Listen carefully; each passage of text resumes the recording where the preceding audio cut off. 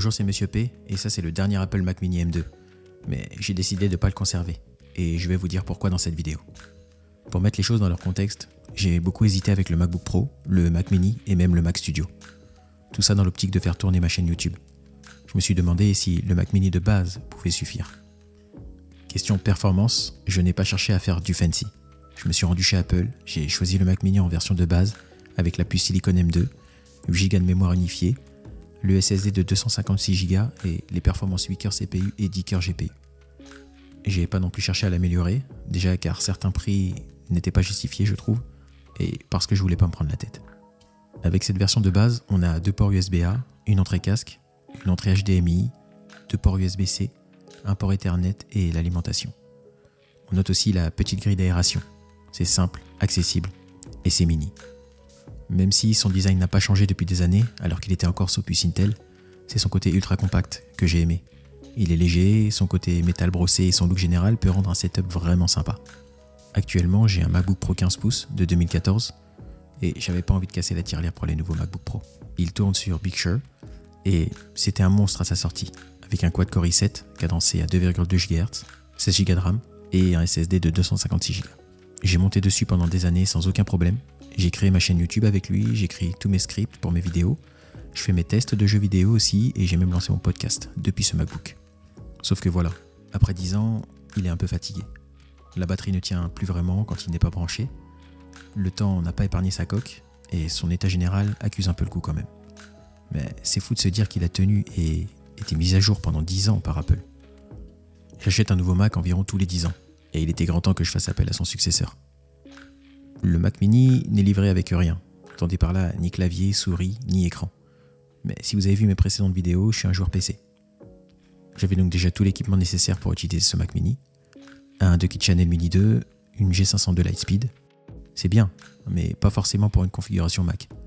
C'est pour ça que j'ai tout de même acheté le clavier Apple, compatible avec les Macs sous puce Silicon.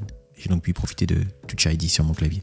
Et avec l'écran Samsung Space Monitor, je sais pas ce que vous en pensez, mais c'est plutôt sympa.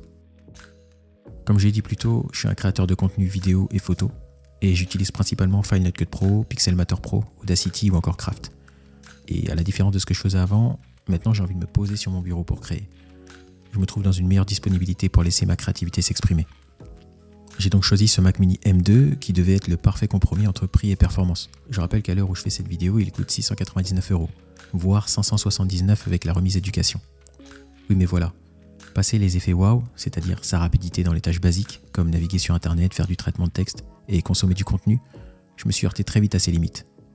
En fait, toutes les fonctions basiques, un iPad peut le faire, sachant même qu'ils sont sur M1 maintenant, et M2 aussi d'ailleurs. Disons que le créateur de contenu ne devrait pas se diriger vers le modèle de base. Autant la puce M2 fait des merveilles, j'ai rien à reprocher aux puces Silicon, mais le reste est malheureusement trop faible. Les 8 Go de mémoire unifiée et les 256 Go en SSD sont beaucoup trop légers. En 2 jours d'utilisation et avec un premier montage léger, la mémoire swappait déjà beaucoup sur le SSD. C'est-à-dire que la mémoire vive devait piocher temporairement sur le SSD pour fonctionner. Il faut savoir que ça abaisse la durée de vie d'un SSD de faire ça. Mais ça reste relatif à l'échelle du temps quand même. Alors attention, je n'ai pas forcément constaté de gros ralentissements. Mais je devais gérer mes onglets Safari, ne pas ouvrir trop d'applications en même temps et sans cesse surveiller le moniteur d'activité pour voir si la mémoire n'était pas encombrée. Autant dire des choses qu'on n'a pas envie de penser quand on est dans un processus de création.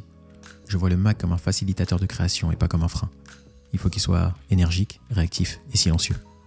Alors pour nuancer, ce Mac Mini M2 est un ordinateur formidable, surtout pour ce prix. Vous ne trouverez aucun PC avec ce rapport prix-performance, je vous le garantis. En fait, ce Mac Mini entrée de gamme est surtout très utile pour la consommation et la création de contenu mais très légère. J'ai pu éditer des réels pour Instagram sans problème et des vidéos format court, mais si vous comptez faire de la 4K avec de la colorimétrie et des effets, ne serait-ce que l'ajout d'un titre, il vaut mieux penser à autre chose. D'autant que la connectivité est quand même limitée, il faut le dire. Alors, c'est sûr qu'il faut ajouter 900 € pour passer sur la gamme Mini M2 avec 16 Go de mémoire unifiée et un SSD de 512 Go, mais si vous êtes créateur un peu plus sérieux, c'est le meilleur choix. Encore plus avec la remise éducation. En clair, ce Mac Mini de base est un incroyable premier Mac, par exemple, pour se familiariser avec macOS, découvrir les fonctionnalités de l'écosystème Apple, qui, soit dit en passant, est formidable. Si vous êtes dans l'univers plutôt PC, vous pouvez utiliser votre clavier, souris et surtout votre écran, car le Mac est livré sans rien à part l'alimentation. Et si vous n'avez rien, vous pouvez aussi penser à l'iMac, qui regroupe tout, même s'il est toujours avec l'ancienne puce M1, bizarrement. Bref. J'ai vraiment voulu essayer de ne pas casser ma tirelire, en me disant qu'il était davantage capable que ses performances papier, déjà très bonnes, laissaient entendre. D'autant que la partie logicielle Apple gère les ressources de façon exceptionnelle. Mais j'ai dû me raviser et le retourner. À l'heure où je fais cette vidéo, j'ai déjà dans l'optique de prendre un Mac Studio pour voir la différence. Mais je vous en parlerai très vite dans une vidéo. D'ici là, portez-vous bien et on se voit à la prochaine.